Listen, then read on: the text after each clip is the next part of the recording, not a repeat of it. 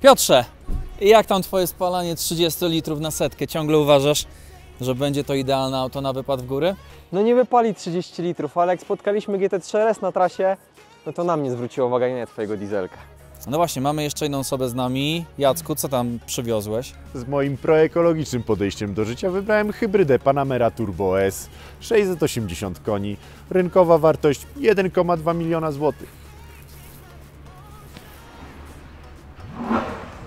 Czekaj, co to było?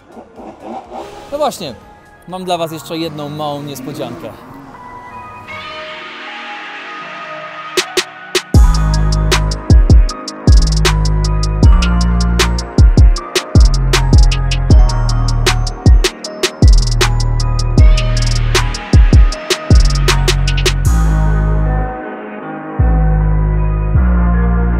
I co, piękne? Fajne to. Ale zanim przetestujemy, zabieram was w jedno fajne miejsce, czyli bierzemy swoje samochody i jedziemy. Ok? Let's go!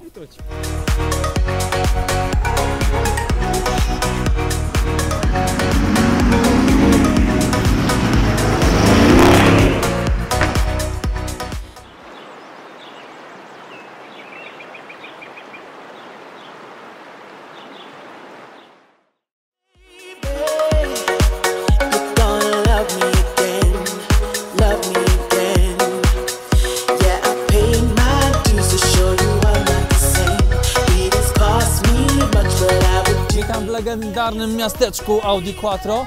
Tutaj możemy wjechać tylko Audi, dlatego pojeździcie Q5, Q7, a potem lecimy na serpentyny. Pasuje?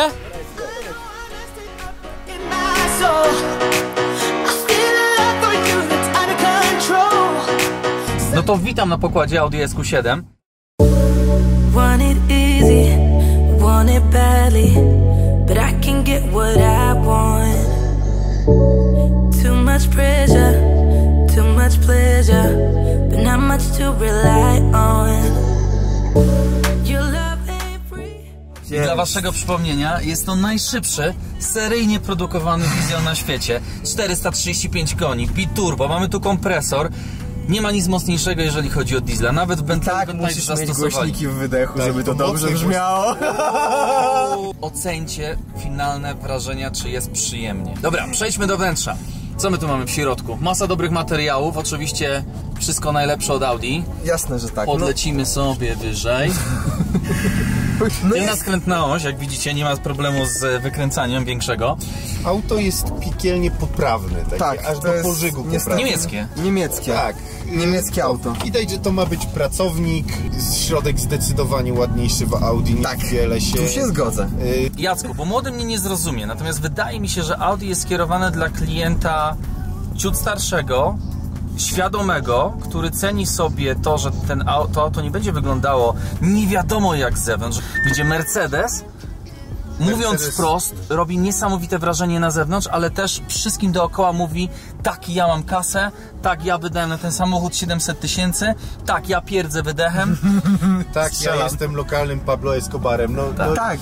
No właśnie, Ale- prowadzenie rewelacyjne, tak? To, na to Prowadzenie. trzeba zwrócić uwagę, że Jeszcze chcę jak powiedzieć latamy jedną po tych rzecz. serpentynach wczoraj, to po prostu, Piotr, byłeś w szoku, jak ten samochód trzyma się drogi. Nie ma SQ7 podsterowności, trzyma się niesamowicie dobrze. jest Tak, mega, tak? spodziewaliśmy- Wracając na chwilę do osiągów samochodu, niesamowity dół, prawie tak szybki jak GLS 63, no bo to trzeba powiedzieć, GLS będzie szybszy, no ale Będzie 585 koni, no robi jednak robotę straszną, ale spalanie, 13 litrów na trasie, Polska, Włochy, nie jechaliśmy jakoś specjalnie wolno, tak?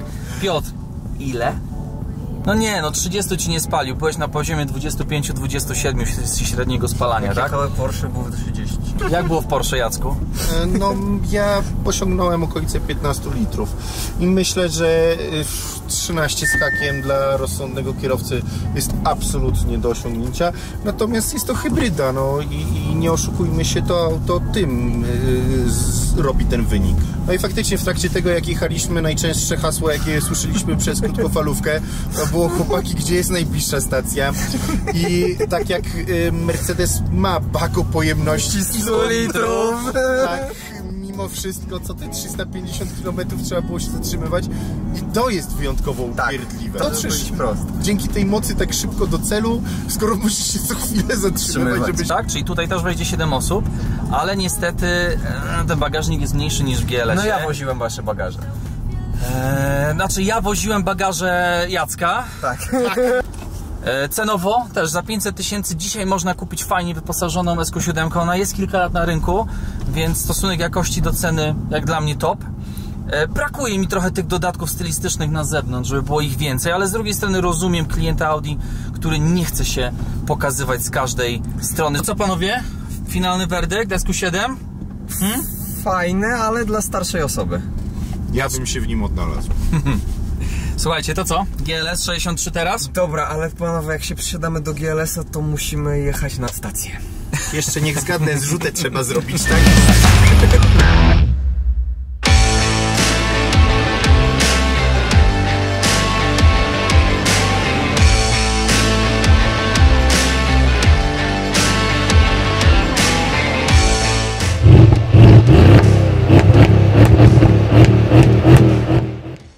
Witam w GLS-ie.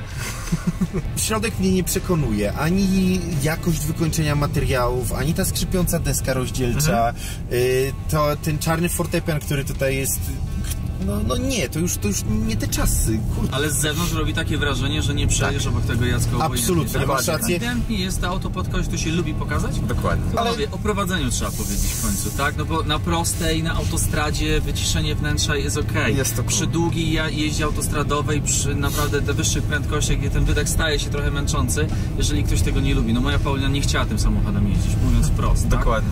Zdecydowanie wejdzie tutaj więcej osób, więc od strony użytkowej mega, tak? Jak na tak ciężki samochód 2,7, tak? Dziesiątych tony, tak. No, prowadzi się naprawdę naprawdę okej, ale środek ciężkości jest za wysoko według ale mnie. jest jednak przepaść pomiędzy SQ7, no i to trzeba po prostu wprost powiedzieć, tak? Ja tym autem nie mam odwagi składać się w zakręty i po prostu mnie to przeraża. Ale wiecie co, jeżeli ktoś ma dużo kasy i chce fajnego auta na wyjazd rodzinny, ale też od czasu do czasu pojechać sobie szybciej, posłać tego wydechu, to też jest to fajne auto. Kowność tego auta zaskakuje. To ile sprzętu filmowego tutaj weszło i po prostu wygodnie ludzie przy tym wszystkim jechali w środku, no bez dwóch zdań robi wrażenie. Ale trzeba powiedzieć o cenie, Jacku, bo on kosztował, jak tylko wyszedł, około 1 000 000 złotych. Dzisiaj wchodząc na Otomoto, szukając samochodu, jestem już w stanie znaleźć GLS-a 63 z okolicy 500 000 złotych. Dokładnie. To jest mega. I w tej cenie uważam, że warto ten samochód kupić. No dobra, to co? Zabierz nas do Panamery w takim razie. Zabierz nas do Panamery.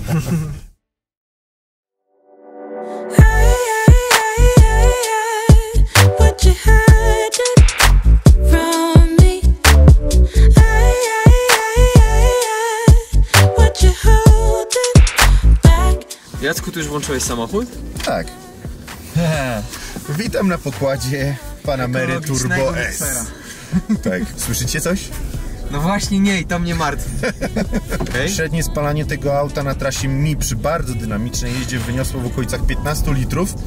Uwierzcie mi, że możemy ten temat już zakończyć na końcu. Że pan Klaus z Niemiec, 60-letni emeryt, który kupi to auto, on będzie miał tutaj średnio 12-13 lat, to litrów. w sile wieku jeszcze. No dobrze, no. Przesiadamy się z Mercedesa do Panamery i Panamera jest zupełnie nowym podejściem do tego wszystkiego tutaj, czyli mało przycisków, minimalizm, ale wielki ekran, jest to mega nowoczesne, super materiały, te skórki, po prostu coś pięknego.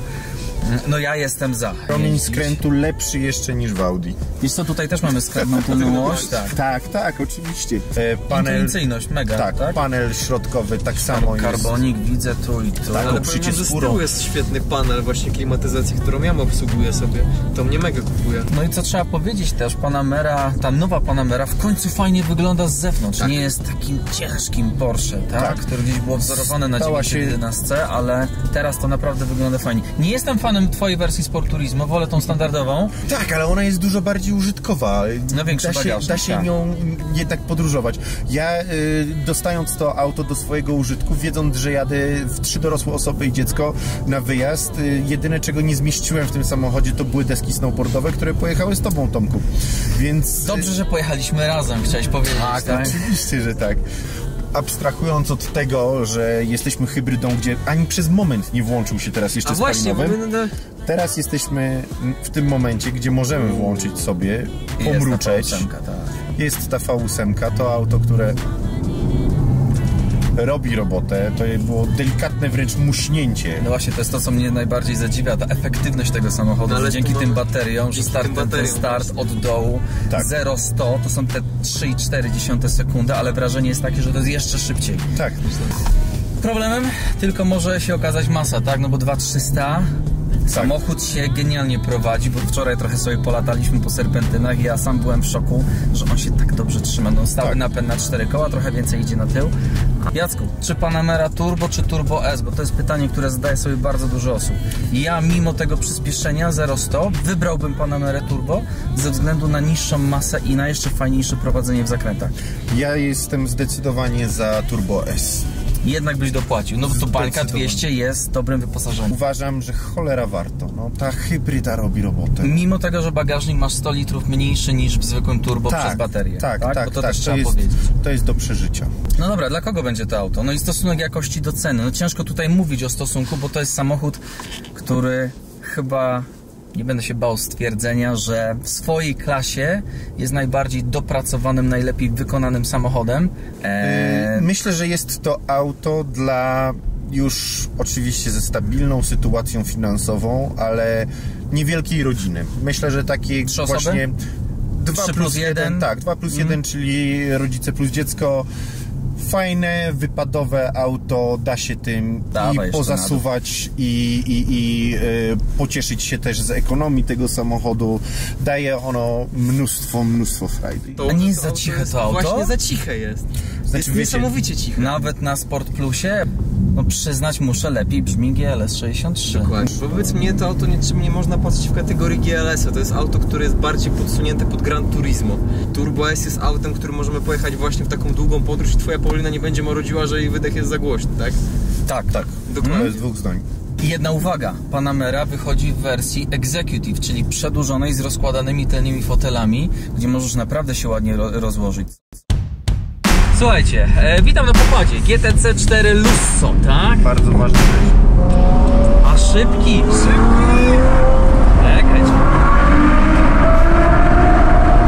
Właśnie Włosi z wielką przyjemnością zamknęli dla nas jeden kawałek drogi na jakieś 17,5 minuty, więc musimy im strasznie podziękować, bo taki przelot to jest po prostu marzenie. No i słuchajcie, pierwsze wrażenie, tak? Nie, no to jest nie do opisania. Po prostu to auto robi powalające wrażenie. Chociaż szczerze mówiąc, poza walorami trakcji i aspektami przyspieszenia, niewiele się w tym aucie liczy, bo jak już wsiadasz, nic więcej nie ma znaczenia. Patrzysz, czy jest radio, czy nie jest radio. Tak, no interesuje cię to w ogóle. Gdzie jest ta lista, Piotr, którą musimy odhaczyć przy każdym samochodzie? Mega jest temat, jeżeli chodzi o wykończenie, tak? No bo mamy te wszystkie dotykowe ekrany, tak? Czyli mamy nowoczesność, mamy moje ulubione skóry, tutaj Paulina się ze mnie śmieje, że się zachwycam tymi skórami w Ferrari, ale no faktycznie robi to niesamowitą robotę. Jeżeli mam pomarudzić, ja osobiście, to trochę bym się doczepił do ceny dodatków, bo tutaj mamy akurat plastiki, ale to wszystko może być w karbonie. Fajnie, że może, ale kosztuje to straszne pieniądze. Natomiast przy aucie, które zaczyna się od 1 500 000, no to tak naprawdę kto wtedy rozmawia o pieniądzach, kto rozmawia o zużyciu paliwa, to jest chyba jeden z kolejnych punktów, który powinniśmy powiedzieć. Nie pali wcale więcej od GLS-a. Auto jest oszałamiające. Właśnie, Jacku, jechałeś tym samochodem, tak? Ja się może go trochę boję. Ja nie ukrywam, że lubisz jeździć szybko i Panamerą Turbo S tutaj dojechałeś 680 koni, bo to jest taki najbliższy chyba konkurent, bo to jest zupełnie inne auto, prawda? To jest inna liga. Byłem cholernie zdziwiony, z jaką łatwością to auto z auta jeżdżącego normalnie przeradza się w bestię, która po prostu wymaga od kierowcy pełnego skupienia i tego, żebyś nie był jednak żółtodziobem, żeby po prostu się skupić na tym, że jak jedziesz. Panamera będzie bardzo szybka od 0 do 100. Tak, no bo tam mamy ten silnik elektryczny, mamy 680 koni, ale mamy stały napęd na 4 koła. Będzie o wiele bardziej Tutaj stabilny. też mamy 3,4 sekundy, ale tutaj ten fan z jazdy jest o wiele większy, kosztem trochę przyczepności, ponieważ jak startujemy bardzo mocno, szczególnie na trybie sport, to praktycznie zawsze stracimy tą przyczepność, nawet na suchym, i startujemy sobie delikatnym uślizgiem tylnej osi, co jest rewelacyjne. Co daje po prostu zabawę, jak znowu się Ale człowiek ten czuje strach, o którym mówisz tak, też, ale czujesz się jednak jak dzieciak w piaskownicy, kurczę, który dostał nową łopatkę i no jest coś magicznego w tym samochodzie, coś takiego, że wiesz, że nie powinieneś, a jednak chcesz. Tryb sport jeszcze bardziej otwiera nam ten wydech, auto jest jeszcze głośniejsze, twardsze, bo tutaj też mamy adaptacyjne zawieszenie. Na zdecydowanie więcej, bo jak pokażemy na ujęciach, tym autem normalnie można driftować na trybie sport. Nie jest jeszcze wtedy bez wyłączania, Funkcjonalność, 2 słowa, no bo 4 osoby wejdą, Piotr, mieścisz się. Jest mi bardzo komfortowo tu z tyłu. Dzisiaj przejechałem im trochę i naprawdę nie mogę narzekać na tylne siedzenie w Ferrari. Bagażnik 400 litrów, w pełni możemy sobie położyć kanapę, więc to spokojnie się wszystko zmieści. Ale szczerze mówiąc, czy to wszystko ma znaczenie w dobie tego, jak to jeździ? Jak to brzmi? Wiesz co? Trochę tak. Chciałbym tym samochodem pojechać na przykład w górę, zabrać, nie wiem, Paulinę, Zosię i pytanie, no mogę tutaj zamontować Isofixie. Ja myślę, że w 3 osoby na taki weekendowy wypad, nie wiem, 5-dniowy jesteśmy się w stanie... torbami faktycznie. A te torby, tak. Dodatkowy wyświetlacz, który może się teraz Jacek pobawić, pozmieniać muzykę, nie nudzi się przez podróż. Podgrzewane fotele, jeżeli komuś byłoby zimno. Ten dołączany napęd naprzód to jest niesamowita konstrukcja, bo ona jest bardzo lekka. On się dołącza, to nie jest stały napęd na 4 koła, no ale dzięki temu jest ten fan. Zdecydowanie auto... właśnie, czekaj, to tryb sport walny teraz. No dochodzą nam jeszcze strzały z wydechu. O, właśnie to było to. Muszę wam powiedzieć, że chyba znalazłem coś, co by lepiej od mojego GLS-a. Nawet sobie tak nie żartuj. Skrętna tylna oś, bo nie wiem, czy zauważyliście, jak fajnie was samochód otula w zakrętach, tak? On ma 5 metrów długości, 2 metry szerokości. Nie czujesz tego w ogóle.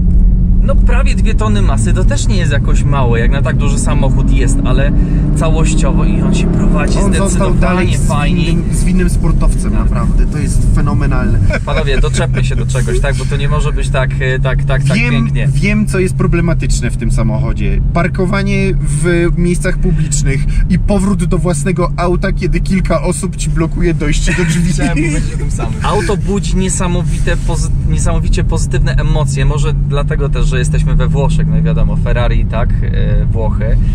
Natomiast kamera cofania, no brudzi się po prostu tak szybko. Ale w Panamerze jest to samo. Ale to też może dlatego, że nie jeździmy tym samochodem jakoś szczególnie wolno. I anegdotka, za każdym razem, kiedy ten samochód odpalamy w nocy, nieważne o której godzinie, czy jest to 1 czy 3 rano, zawsze znajdzie się jakiś który przyjdzie i nagra, jak odpalasz ten samochód. Zawsze, nieważne Fale kiedy. przy stoku narciarskim nam ludzie robili, tak? Właściwie gdzie byście się tym samochodem nie pojawili, on zawsze budzi bardzo pozytywne emocje. Mamy tutaj 2 ekrany ciekłokrystaliczne, oczywiście wielki obrotomierz na samym środku, wyskalowany do 10 000 obrotów. Przy niecałych 9 faktycznie bieg wchodzi na ten górny. Opcjonalnie mamy tutaj też kierownicę z tymi tak zwanymi shift lightsami, które sugerują wam, kiedy zmienić bieg na wyższy. Prędkość maksymalna 335, nie sprawdzaliśmy, jeździmy po serpentynach właściwie cały czas. Wydech jest tutaj ustawiony zdecydowanie ciszej niż w FF-ie, bo odpalając auto rano nie budzimy wszystkich sąsiadów dookoła, tylko tych najbliższych. I jeszcze taka druga fajna sprawa, samochód ma 12 cm prześwit, ale można opcjonalnie domówić opcję podnoszenia go o 4 cm, co zdecydowanie ułatwia parkowanie. Czasem te 4 cm czy podjazdy gdzieś na parking, tak. No my przy tym podniesieniu o nic tutaj nie zahaczyliśmy, a naprawdę wjeżdżamy na dziwne parkingi, jeździmy po różnych serpentynach. Jeżeli chodzi o układ ESP, bardzo fajna rzecz i nie ma tego w innych autach. W momencie, jeżeli jesteście na trybie sport, jeżeli wejdziecie w zakręt, dodacie mocniej gazu, samochód momentalnie stawia wam bokiem i jeżeli dołożycie mu jeszcze trochę gazu, to jesteście w stanie driftem przejść cały zakręt przy delikatnym udziale ESP. Natomiast w momencie, jeżeli przestraszycie się, odejmiecie gazu, to samochód momentalnie załączy ESP i wyprowadzi Was na sam środek jezdni. Zwykle w samochodach jest tak, że albo to ESP jest odłączone całkowicie, albo działa tak mocno, no, że nie jesteśmy po prostu w stanie driftować. Tutaj widać, że Ferrari troszkę założyło, że kierowcy tych aut będą chcieli się trochę nimi pobawić i to, czego nie jesteś w stanie zrobić w Porsche, bo daje Ci trochę wyższy poziom zabezpieczenia, tak, przed tym, co robisz. Dokładnie. Nie pozwolić na taką frajdę, no chyba, że się poodłączasz, no ale wtedy nic Ci już nie pomoże, tak? Tutaj jednak gdzieś tam na te 10-20% to ESP delikatnie czuwa. I warto też powiedzieć o przeniesieniu napędu. Napęd jest głównie na tył, dołączany na przód, ale w razie czego do 90% napędu jest taka możliwość, żeby przeniosło się na jedno z przednich kół. Wszyscy w okolicznych miastach już nas znają. Pani w aptece dzisiaj, jak kupowałem syrop dla swojego syna, zapytała, czy to my jesteśmy od tego Ferrari. Taka ciekawostka. Prowadzimy negocjacje. Nie możemy Wam powiedzieć z kim, ani gdzie, ani dlaczego, aby przeprowadzić długodystansowy test Ferrari GTC 4 Lusso. Jako ten najnowszy samochód Ferrari, jeżeli chodzi o 4-osobowe Gran Turismo z, powiedzmy, normalnym bagażnikiem i napędem na 4 koła. Jeżeli uważacie, że to dobry pomysł, napiszcie dlaczego w komentarzach, a my spośród najciekawszych komentarzy wybierzemy kilka osób, które będą uczestniczyły właśnie w tym teście. Piotr? Coś jeszcze? Po lewej mamy całą kolejkę ludzi, wszyscy się patrzą! Czekaj. 27 osób zwróciło na nas uwagę. W tym Wszyscy uśmiechnięci, tak? Nie rozumiałeś trochę, Piotrze, dlaczego tak się zachwycam tym samochodem, prawda? Mówię. No bo moja miłość zaczęła się od FF-a, od naszego pierwszego testu w Sopocie. Dokładnie. Było F12, był 488. Ja się przyznaję przez miesiąc, no jak mówił Piotrek, będzie Lusso. Będzie Lusso, tak. Ferrari. Po czym miałem okazję powiedzieć tym autem na serpentynach, tak naprawdę swoim tempem. I ja wysiadłem i powiedziałem Tomkowi tylko jedno: Tomku, ja Cię przepraszam, ja to rozumiem, czemu to auto kochasz i ja też je kocham. Tak, jest. Taka ciekawostka, Lusso, nie da się zrozumieć tego samochodzie po 30-minutowej jeździe próbnej. Niestety, to jest największy problem. I największy problem też jest taki, że w Polsce nie ma wypożyczalni w tej chwili, w którym znajdziecie Lusso. Natomiast jeździmy nim przez cały tydzień i z każdego dnia coraz bardziej zakochujemy się w tym samochodzie, tak? Bo pierwsza przejażdżka, boimy się go, trochę nam gdzieś zarzuci tył, on Ci nie do końca trzyma tak, jak byśmy sobie to wyobrażali, jak samochód z napędem na 4 koła.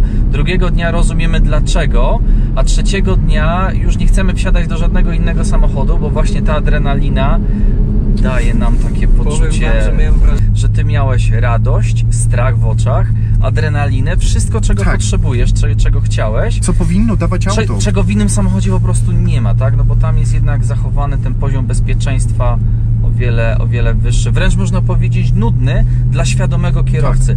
Ferrari jest samochodem dla świadomego kierowcy, który potrafi jeździć, który wie, do czego ten samochód służy, tak? I który potrafi znać granice tego samochodu. Tak, bo tą granicę jest tutaj w sumie łatwo pokonać, jeżeli wiemy jak się nauczymy trochę tego samochodu. Zdecydowanie nie auto na 18 urodziny Waszego syna. Tak, nie polecamy. GoPro, stop the video. Ej, cholera jasna, ty GoPro się zjede. Wojtku, jak tam? No zajebiście. No, nie ma innej opcji. No to co?